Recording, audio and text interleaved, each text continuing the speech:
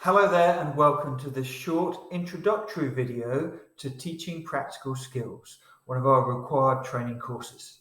I'm Neil Commons. I am a Cub Scout leader, a Deputy Group Scout leader, and also, probably crucial for this, a teacher in my spare time. So we're going to look at some of the skills we need to think about and develop to really effectively help both young people and adults develop practical skills within Scouting. The objectives of this session are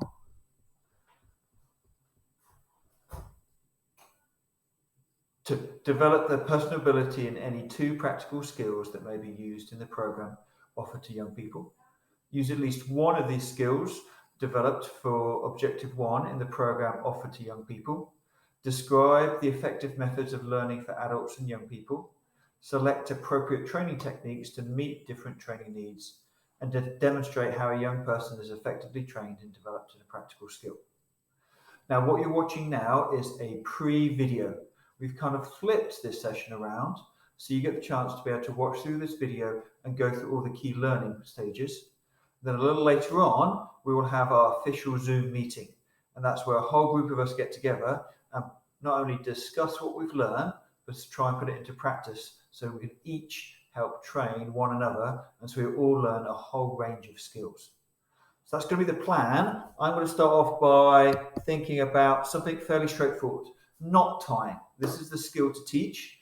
And what I'm going to do is I'm going to look at some different processes we can use to try and teach a young person how to tie a knot. Through this, I'm hoping that you're going to learn how to tie a knot as well. But the most crucial bit is thinking about how we're informing our young people what's the best method to do these things. And to do that, we're going to learn how to tie a knot called the alpine butterfly. So, as I said, we're going to think about some different ways we could try and help teach a young person to tie this knot. And remember, what I'm trying to do is show the different methods, and we're going to think about what's the most effective method. So first up, I could just go for some visuals. Actually, I quite like these visuals. They're step by step. It means that we're taking into consideration our learners.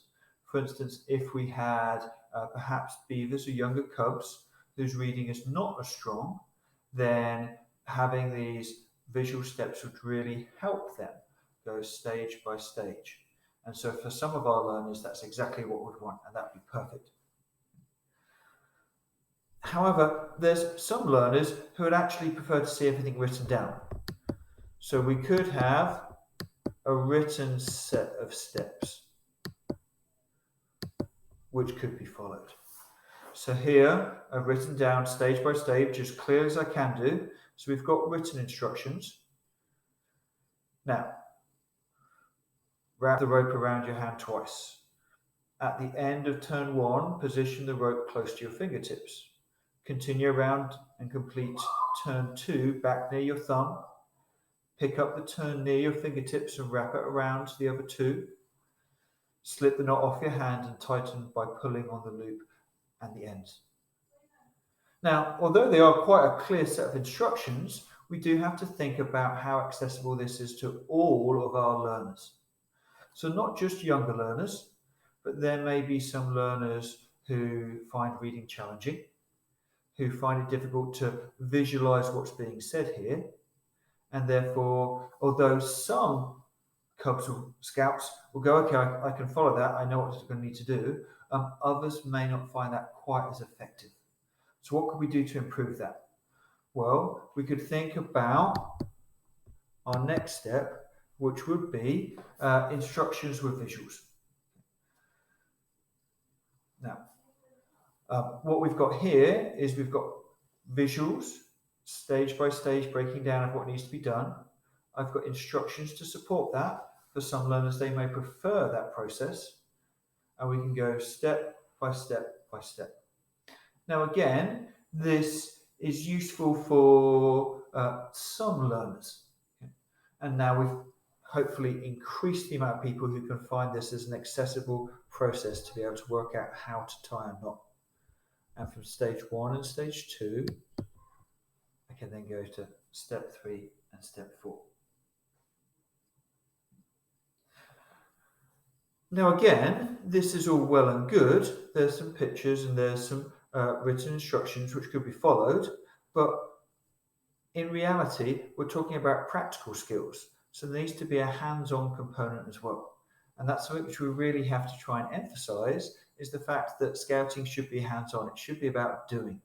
So we want to try and encourage our cubs not just to read, but actually do this and bring it to life. That's kind of crucial. Now, with this in mind, what we could think about is a way to further develop this is obviously we could teach a demonstration. Now, I am going to steal a demonstration from the web here because it's shown really well and also it highlights another feature. The alpine butterfly is a knot that was chosen because there's actually several ways to go about tying this knot. There's a couple of methods that could be used. It's really interesting to know about that and might be interesting to be able to share those different methods for those scouts who've managed to grasp an idea straight away and can tie it and think, what else could you do? How could we extend you? So let me show you this video.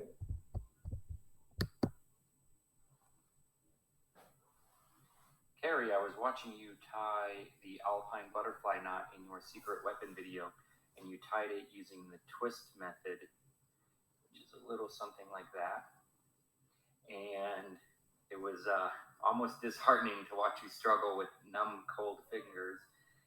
So I wanted to share with you the technique that I usually use when I tie it, thinking it might help you when your hands are numb. Wrap it around my hand 3 times. I reach under and grab the middle one, pull it, go over the top and through the middle again, and that makes the alpine butterfly knot. Obviously you address it. You do it one more time, super slow. So you just wrap it 1, 2, 3 times, reach under and grab that middle one, pull, lay it over and push it through. Grab that same loop, the one that you've been moving around, and that's what creates the alpine butterfly knot. Okay, one more time. 1, 2, 3. Grab the bottom one from the bottom, pull it, lay it, push it, drop it. Here it is. Let me know what you think. Okay, so there's a simple demonstration. It's repeated slowly, and therefore it means it can be go back over again. And you may have to repeat a demonstration multiple times for some learners, and that's okay. Everyone's journey is different. We have a positive attitude towards people trying their best and trying to work out exactly how to develop a new skill. And that's really, really, really crucial. So demonstrating, we've got that. We might also find, let me just skip on to the next slide. It really helps if people understand the purpose to what they're learning. So the alpine butterfly is a knot used to insert a loop into a length of rope, and this is frequently used when winter climbing, where a number of climbers are moving together but are linked by a single rope. So as you can see, it allows our climbers to attach onto that rope easily. It means they're in a fixed position, and therefore that increases safety. So this could be taught within the context of if you're about to do a walking trip, if you're going to be going somewhere where you may have to tie everyone together, and so therefore you're developing a skill with a purpose. It provides a context. Now, more importantly than anything else is there's ways which we can teach and we can demonstrate, but in scouting, we really want it to be about our young people practicing. So please can you get a length of rope or string? Use any of the learning strategies to tie an alpine butterfly knot. And this is the most important here. This is about you practicing. So please pause now, go back and do that, and then we're going to think about what you've just done.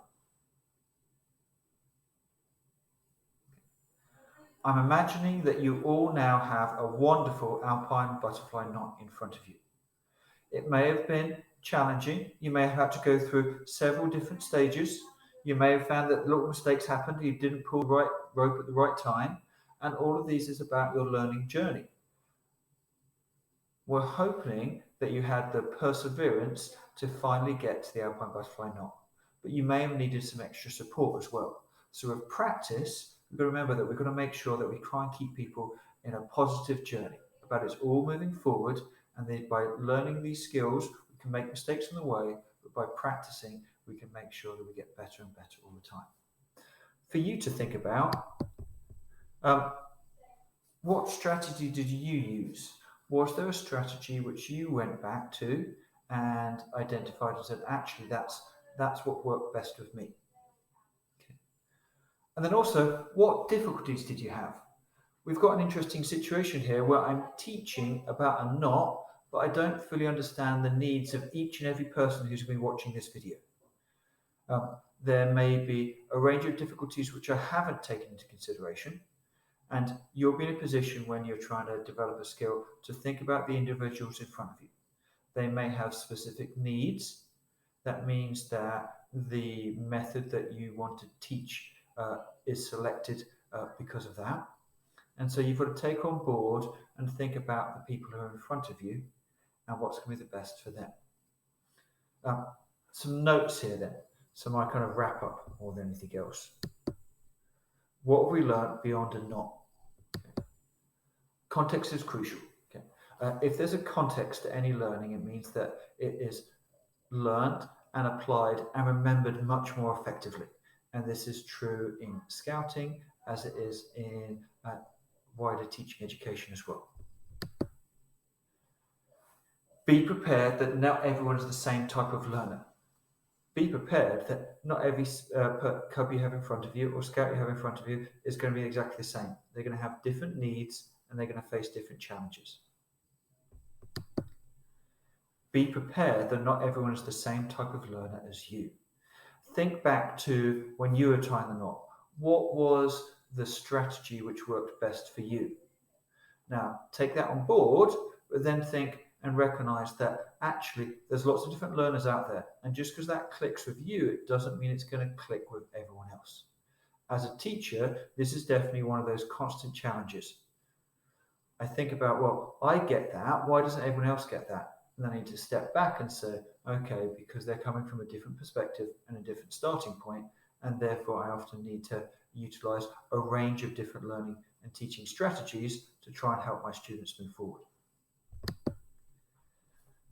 Demonstrating is key, and demonstrating is not just about you showing demonstrations, which is also important, but also the young people demonstrating they can do that. And that means practice, and that means being as hands-on as possible. And while doing that hands-on attitude, please remember that be positive about every single journey. The young people in front of us want to learn. They want to be able to do new stuff. And we want to try and encourage them at every opportunity we can. So that's the session which you've now watched. Hopefully you can take away some key elements there. What are we going to do with this? I said this is a kind of what's described as a flipped learning situation. So this is the pre-learning element. And now we're going to see if we can put it into practice, because practice is obviously key. My note here is, I hear and I forget, I see and I remember, I do and I understand. And with that, that's why our next session is going to be about us all practicing the skills we've just developed and considered. So we'll be meeting in the future and we'll be having a Zoom meeting. And this is going to be your challenge. So our formal training session is going to be delivered by Zoom, and that means everyone's going to come together in one place. Our group is going to come together. During this session, we'll discuss the key ideas of effective learning. Well, we'll do this through practice, and we'll be doing this by evaluating and self-evaluating what we're going to do.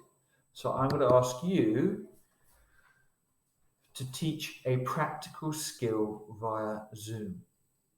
Now, doing this via Zoom and not being in a hands-on, face-to-face situation obviously presents some challenges, but what I'd like you to do is think about the process you're going to use and also the equipment your other participants will need to have available to be able to complete and learn about the skill that you want to impart. So my instruction there is keep it simple more than anything else. So with that, I'm going to sign off. I hope you've enjoyed this session.